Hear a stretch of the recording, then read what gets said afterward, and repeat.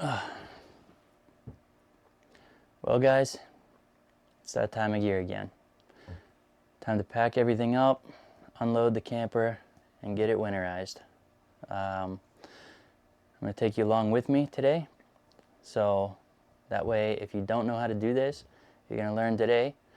That way you don't have to take it to the RV dealer to have them do it. You're going to save a lot of money doing it yourself. So I'm going to dive right into what all you're going to need. For starters, you're definitely going to need a 5-gallon bucket. Highly recommend it being a food grade bucket and a brand new one.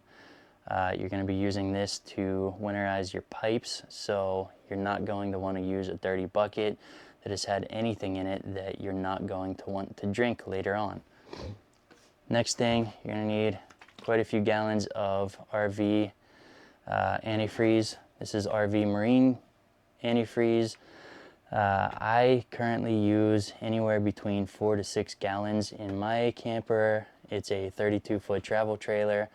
The bigger of a rig you have, with the more bathrooms, the more sinks, the more outdoor showers, the more stuff in, essentially, you're going to need more of that. So starting point would be probably 4 to 6 gallons. You're going to go up from there depending on the size of everything. And then next thing, some bounce dryer sheets. I personally use Outdoor Fresh scent, just for no other reason except for the fact that we use that for our laundry anyway. So whatever's left over after today just goes right into the laundry room. The other thing that I don't have on the table that I would personally recommend using, I just can't seem to find mine right now, so I'm going to probably do mine today without this, but it's a adapter that they make, threads on to where your water line goes, and it has an air nozzle on it. You can get one with an air chuck on it for like an air compressor line, or I've seen them make them with the tire valve stems, so you can put just a normal air pump on it. It's going to save you a lot of antifreeze if you blow out your lines ahead of time. It just kind of eliminates all the water in the line before you start mixing antifreeze in with the water. I can't seem to find mine today. You don't absolutely have to have one. It just saves a lot of money because you don't have to buy so much of the antifreeze by doing that. So I will link all of this stuff in the description down below. That way you can just click on some links and it'll take you to exactly what you're going to need. Honestly, too, I bought all of this stuff locally, so chances are you can do the same too, depending on where you're at. But I will link it to Amazon too. So let's get started. All right, guys, so I always start outside. No really in particular reason other than it's just a habit of mine. Let's see if I can get this shot in here. So you are going to want to find your freshwater tank drain. This here is mine. So you're gonna just reach under and open that valve. It's gonna be tough to turn. That's gonna drain any fresh water that you have left over in your tank. The other thing that you're gonna want to look for is a low point drain. That is essentially any kind of water that is trapped in your camper lines. It's the lowest point that there could be water at.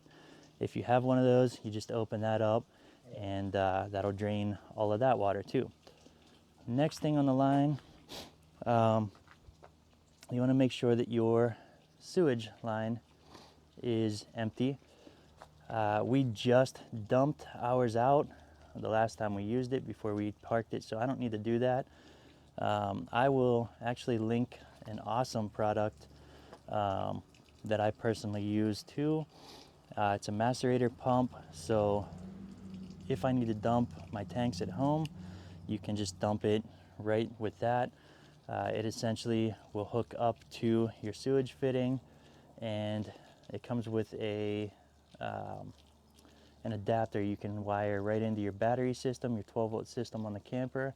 You plug it in, and you just hook a standard garden hose up and you can just pipe it right into wherever sewer you have at the house. It's an awesome thing. It's great. Also, if you don't have a sewage hookup at a campsite, you can use that and dump into a dolly cart that's up in your truck bed, so you don't have to haul it anywhere by hand. So comes in handy for multiple reasons. So that's everything outside right now with that. So let's go get prepped inside while that's still draining. All right, so now that we have the outside draining, I'm back inside here now. This is unfortunately where our hot water tank is at, and our primer pump. So essentially what we need to do is we need to find your hot water tank, because if you have a hot water tank, we personally have a tankless one that I put in a few years back, but your water tank you are going to want to bypass, so you're not filling that entire tank up with antifreeze. I'll show you how that's done under here still anyway. This is also the part where if you have a tank, you are going to want to drain that thing so you're not filled with water, or you're going to have a busted water tank whenever you come out in the spring. So mine is tankless. I don't have to drain anything. Once I start running it through, it just pushes the antifreeze right through the pipes on it and everything. There's just one chamber on a tankless water heater, so I don't have to worry about burning through too much antifreeze with it. There is your 12-volt pump. That's where this comes in handy. Of course, mine is underneath my bed, so I'm gonna have to climb underneath there to do all this. It's very inconvenient. It's all the way in the back. I have to climb under and crawl, which is why I like this bucket method, because I can just dump more antifreeze in the bucket as it goes. I don't have to try and mess with it to see if it needs to reprime. I'm not going to run out as often as I would if I was just sticking the hose in the gallons themselves. But let's get to work. So I'm going to start by just opening up some of these gallons here. We're going to dump them right into that bucket.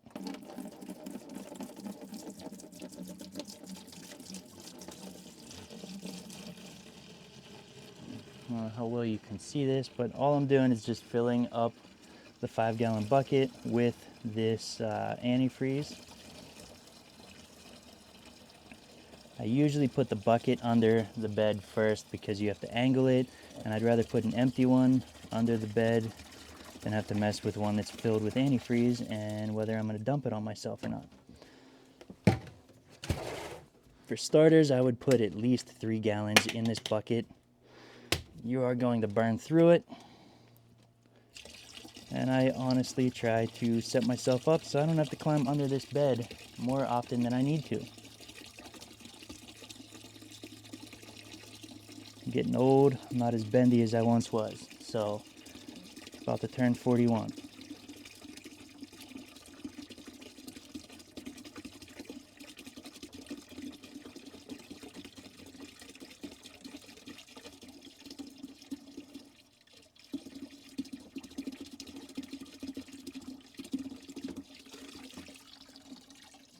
Why is this? Oh, the foil is in the way.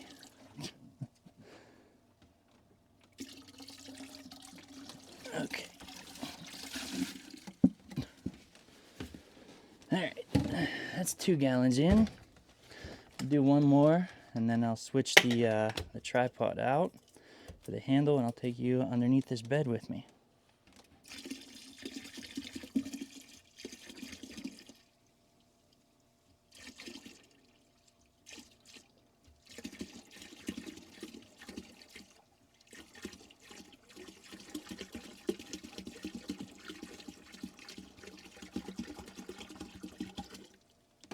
Okay, now that that bucket's full, let's climb under the bed. All right, let's climb under here. All right, we're under the bed.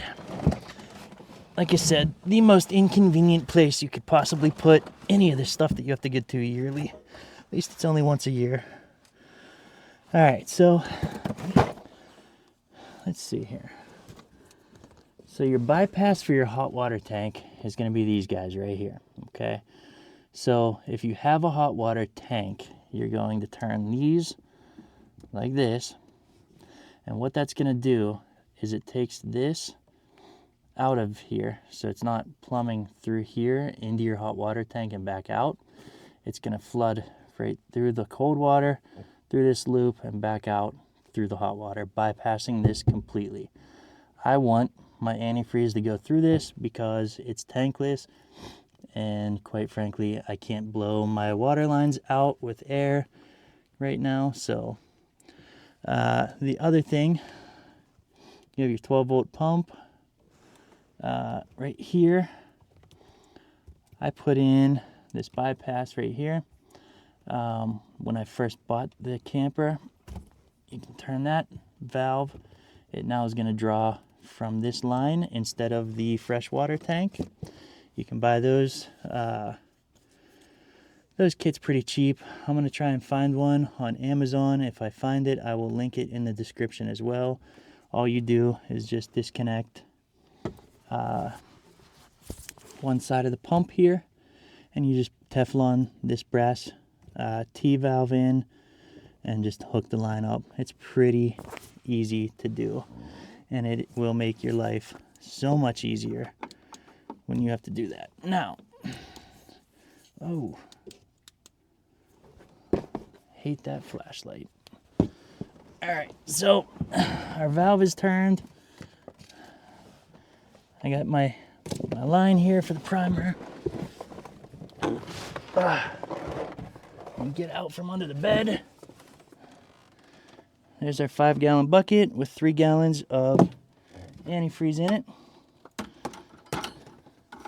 Let's see if I get lucky. I'm going to stick this line down in the bucket. Sometimes I get lucky and it will actually prime itself without anything messing up. Other times you have to just kind of dump some antifreeze down in that line to get it started. But let's see what happens. So you are going to turn your pump on and then turn the sink on. Now you have water coming out because there's water in the line, so I'm hoping that helps prime it, and it did. So it's going to be priming that, so you're going to watch for this clear water to turn pink. Once it turns pink, you just kind of let it run for a little bit longer, just to ensure that you have enough antifreeze in the line.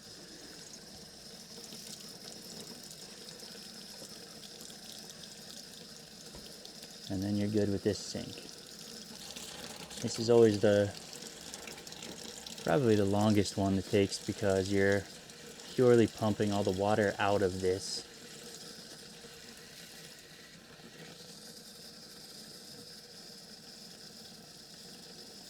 Slight pink hue. Right, you can see that, it's starting to turn pink.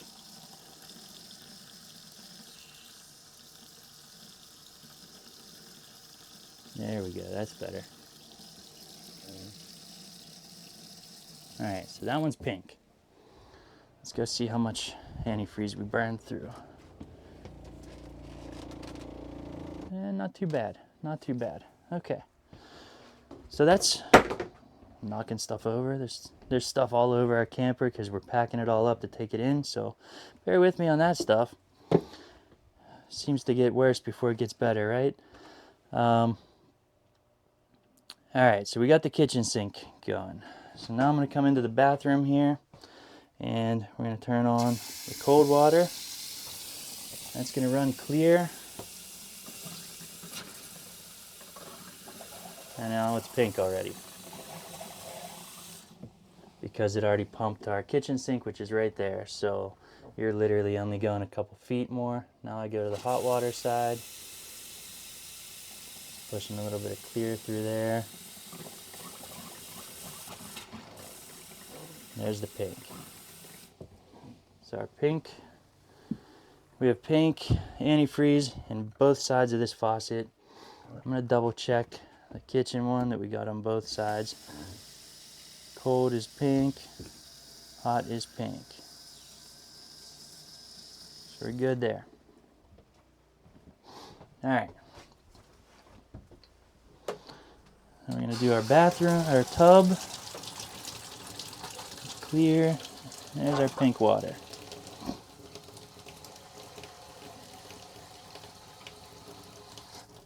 Okay, do the other side of that. Get all that clear water out of there.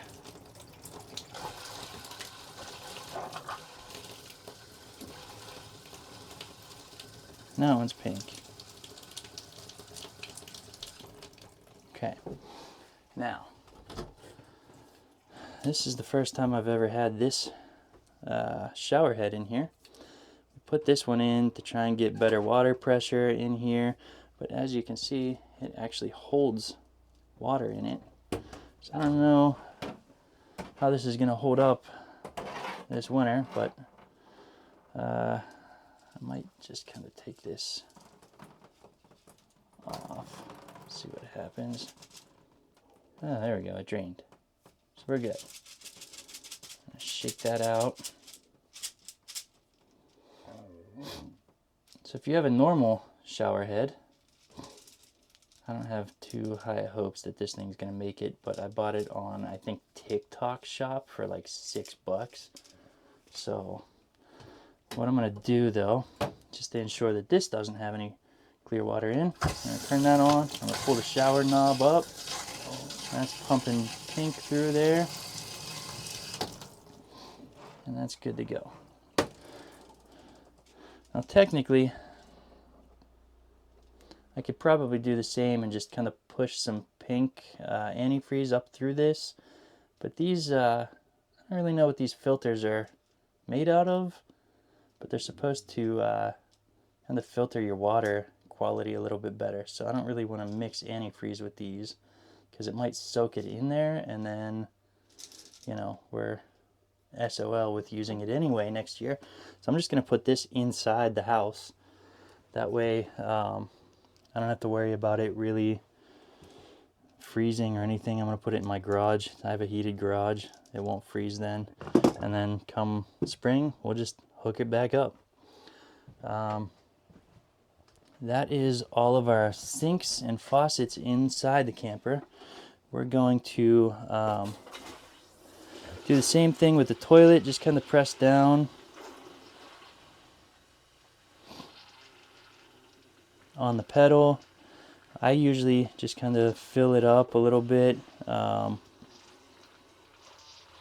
show you in a second here.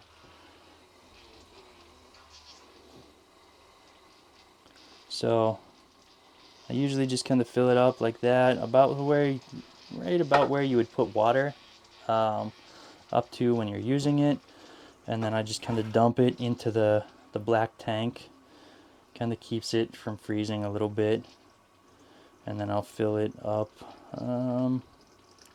to about, I don't know, there or so.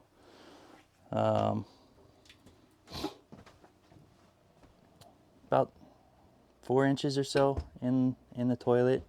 I don't know how great that is for the seals, to be honest, but I have yet to have an issue with it. It hasn't killed our toilet seal yet. However, I have replaced them over the years anyway, just out of maintenance. So who knows? We're gonna go outside though. Actually, before I do that, we're gonna check on our coolant level. Our refrigerator, oh my god, our antifreeze level. Alright, so checking on the antifreeze level, it's pretty low in the bucket. So before we run out, because if you run this pump dry, you are going to have to reprime that. And being that there's no water in the lines now, it's going to be a nightmare to reprime that pump. So I'm going to just dump another gallon or so in, because we have the outdoor stuff to winterize now.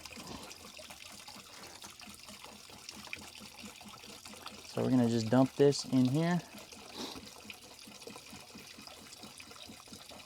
This is where that bucket comes really in handy because, quite frankly, you get to see how much antifreeze you have left in there, but it keeps that pump primed while you just refill that bucket.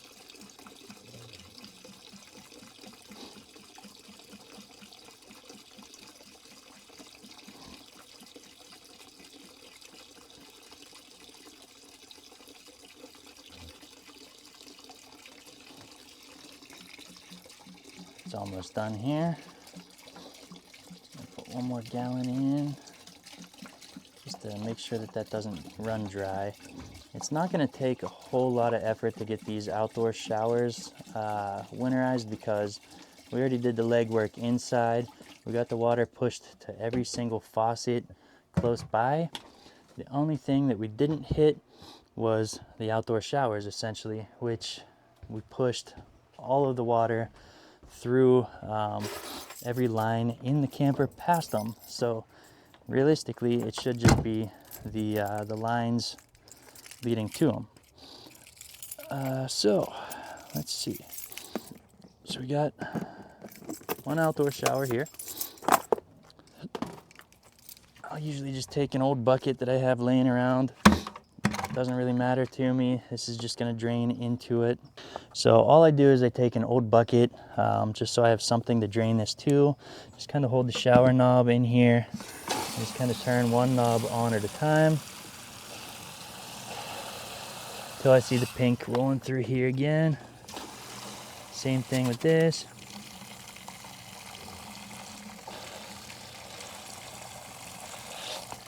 And that's good. So we have this one winterized. Next one is on the other side. So I just kind of put this back away, tuck it in there, and I left my keys inside. So, all right, so that's all locked up. I'm just gonna walk over here and do the same thing on the other side.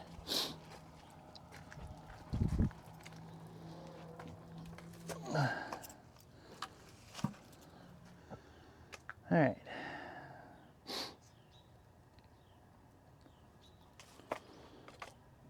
Bear with me, I'm trying to do this one person here. All right, so I'm gonna unlock this.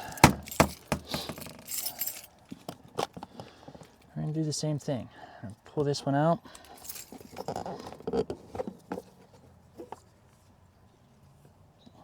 Aim in the bucket, just turn one valve on. That one's flowing pink. Next one.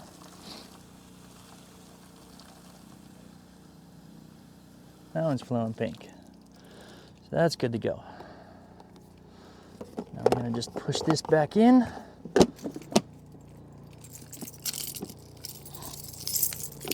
I'm gonna lock that up. Now, if you had a hot water tank, this is where you would go to drain your hot water tank. I do not. This is a tankless one. What I usually do is I just flip that to the off position. That way the power is off. It's not going to turn back on at all. And I don't have to drain anything. That's all I have to do with that. Just kind of close that back up. And we're done out here with that. If you have a standard hot water tank, you're just going to pull out the anode rod and it'll drain right out of the bottom. So it's pretty simple. It's not too bad. They make special tools that you can use. Honestly, you can just use a socket and a big old ratchet. It'll back that right out, and then just pull that anode rod out. If it looks deteriorated at all, rotten, anything like that, it's going to be pitted, just replace it. They're cheap enough, you can do that. The other advice that I have is there's a tool that you can buy. I'll try and find it and I'll link it in the description as well. If you do have a hot water tank itself, you can hook this tool to a garden hose and you can shove this line up in and flush your tank with it. So it just kind of does a little bit further, deeper cleaning, where it's gonna let everything flush out of that tank. So you have a nice clean tank for the spring. All right, so the next thing I always do is I always like to shut the propane off, make sure those are all off completely. That way it's safe and secure for storage. Just turning the valve off is good enough. I don't worry about disconnecting anything, none of that. I just shut the valves off and we're good.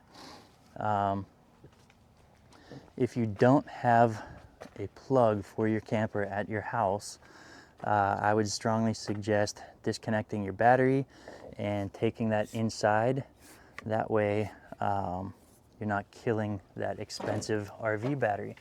However, I have a 30 amp outlet that we just plug our camper into at our house, so it's going to power it up all year round, keeps that battery charged, so it's like a trickle charger all winter. So on to the next thing. All right, so next step is your appliances. Our refrigerator still apparently has stuff in it, so I'm gonna have to unload this before I officially shut it down and all that stuff. But you're essentially going to unload everything here and just kind of, I'm gonna power it off for that.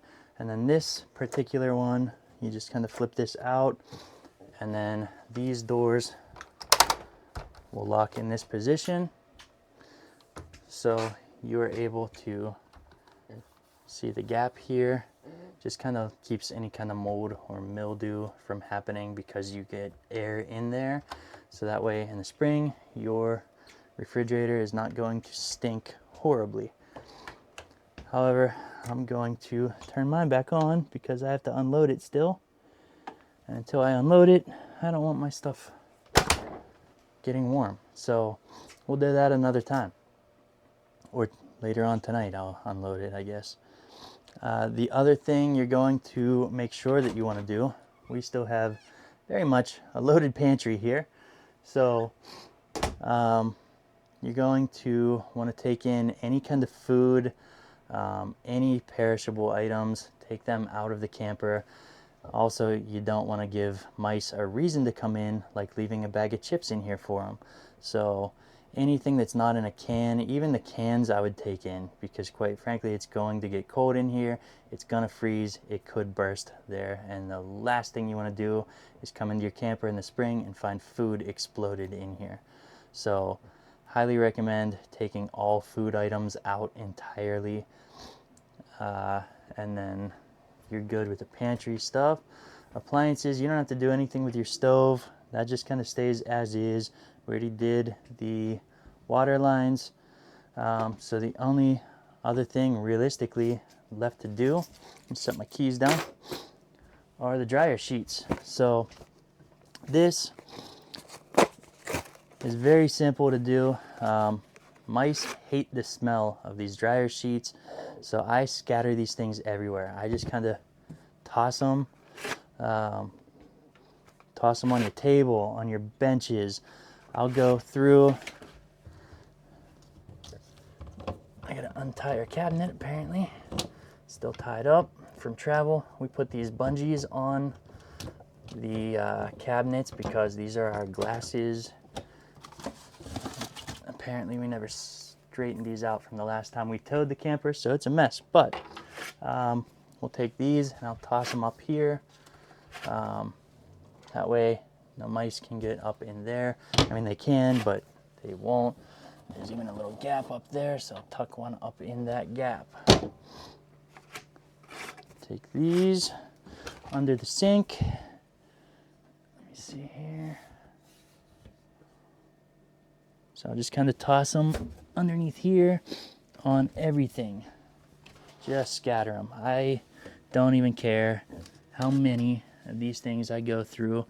I'll throw them down under here where You got to take the sink or the drawers out to get to them. I'll stick them in the drawers. I'll stick them on top of here in the drawer. I don't know if you can see that, what you can see. Stick them all in through there. The more of these things that you get in there, the better. I will scatter these things all over my beds, all through the bathroom, everywhere I can think of that a mouse could get in, I will scatter these suckers. So we have my toolkit sitting up here still, but I will scatter these all over the girls' beds because I don't want mice running across the sheets, the pillows. They're already washed from this season. So if we can get away with not having to wash them immediately, which we more than likely will anyway, but if we don't have to worry about mice being running across, being all over these.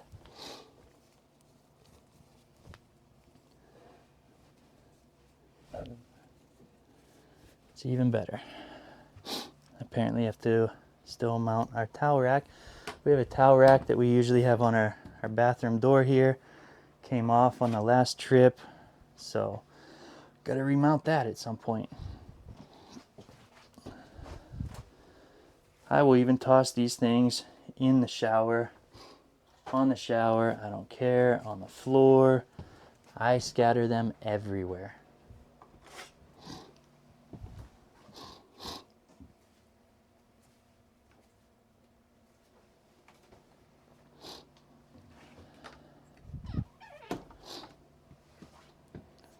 And, you know, it makes the camper smell good too.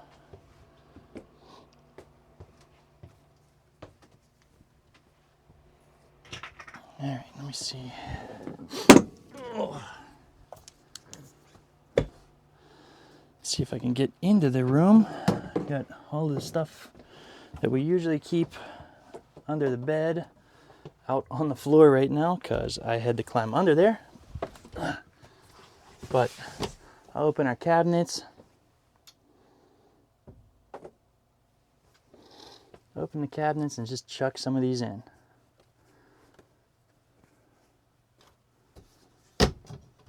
My closet where I put my clothes. There's still a hoodie in here that I just leave in all year round because it's an old hoodie and I don't care about the thing.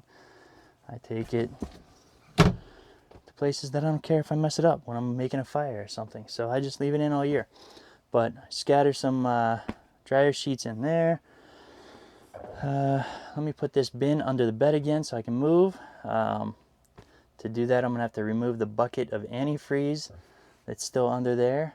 So give me a second. So I guess I should show you this too. So when you take this line out of the bucket, it's going to have antifreeze that's going to back out of the line.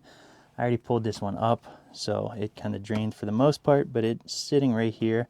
What I usually do, because I don't want this all leaking into my camper, I'll take one of the empty gallon jugs and I'll just stick the hose in that and stuff it down in there. And then I just kind of tuck that in the very back here, out of the way. That way it stays in there all winter. And then lift this thing out.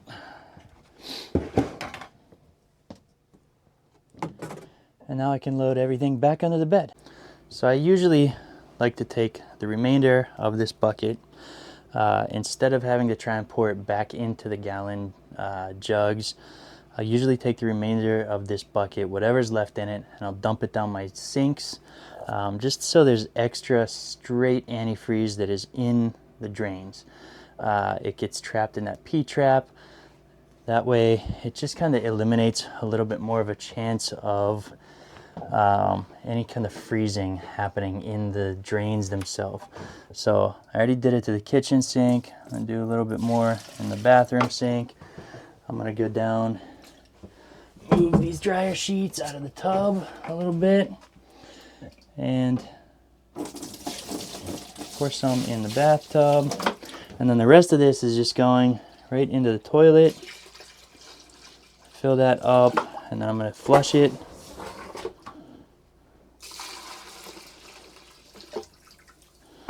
And let that sit on there. What that's going to do is going to go down into the black tank, just kind of keeping it from freezing as well. Can't go wrong with extra precaution. I do not want to come out to any surprises. So now that my bucket's empty, I have 2 unopened gallons. So I actually went through 4 gallons, and that's it this year. So not too bad. Not too bad at all. I will take it. I've gone through way more before I actually knew what I was doing. I know my first camper that I tried to winterize myself, I think I went through like 15 gallons because I didn't realize that the hot water tank was filling up with it. So you live and learn, you know, that's why I'm doing these videos. All right, we got those bins back under the bed. And grab some more of these, go on this side. Just kind of chuck some more of these up here. We got all kind of stuff that needs to go in still. Kim's side of the closet, we're gonna just shove those all back in there. Keep mice from getting into her closet. Toss them on our bed. They're going just everywhere. No in particular reason why or where, I just toss them. Toss them on the floor, on the bed. I would way rather clean up a ridiculous amount of dryer sheets in the spring than any kind of mouse poop. So, or have them get in here and chew our wires up or anything, which reminds me, I'm gonna toss some of these under the bed.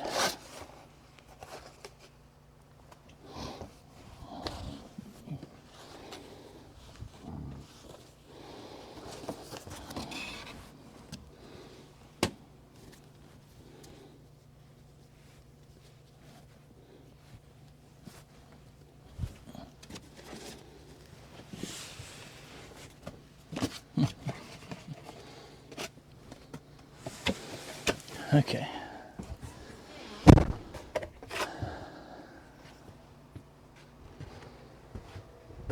Bedroom's all covered. The girls' beds are covered. At this, I'm gonna toss them on the couch. A couple up there. Our couch has a storage spot underneath it, so I'm gonna lift that up and just kind of toss this underneath here. Toss a few there.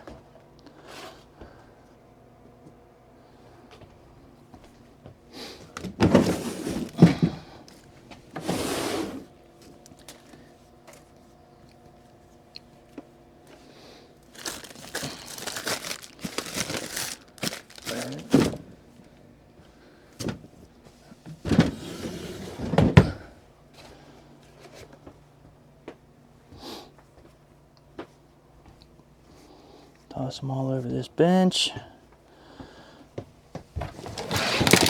Jeez. Got stuff just kind of tossed everywhere right now. This is not normally how our camper is, I promise.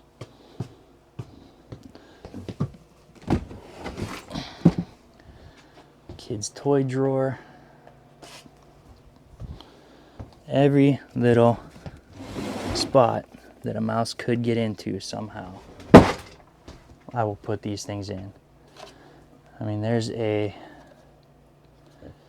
240 count box that I bought, and I am almost throughout the whole thing. I have maybe a third of them left.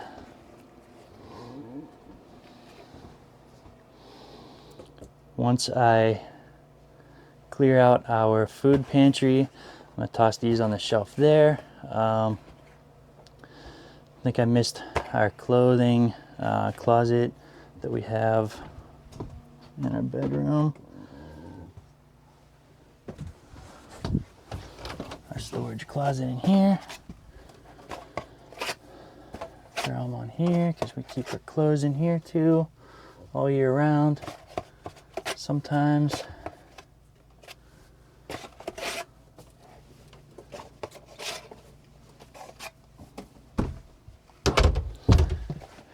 And that's pretty much it, guys. The only other thing left to do is I will suck in the slide whenever we're done kind of offloading all the stuff out of the pantry and the fridge. We'll pull in the slide, and then I have a big cover that I put over the whole thing, kind of try to keep any kind of water or anything like that from getting in here. What I'm gonna do this year as well, just to try and keep any kind of moisture out, is I'm gonna put a dehumidifier in here and let that run all winter. That way it tries to keep everything dry inside here too, a little bit better. So just anything I can do to try and keep our camper lasting us for plenty more years. So these things are not getting any cheaper. Definitely not looking forward to having to buy a new one anytime soon. So till the next one, guys. Let me know if you have any questions in the bottom in the comments, and I'll be happy to answer any questions you have. All right, see you in the next one. Don't forget to like and subscribe for more videos like this.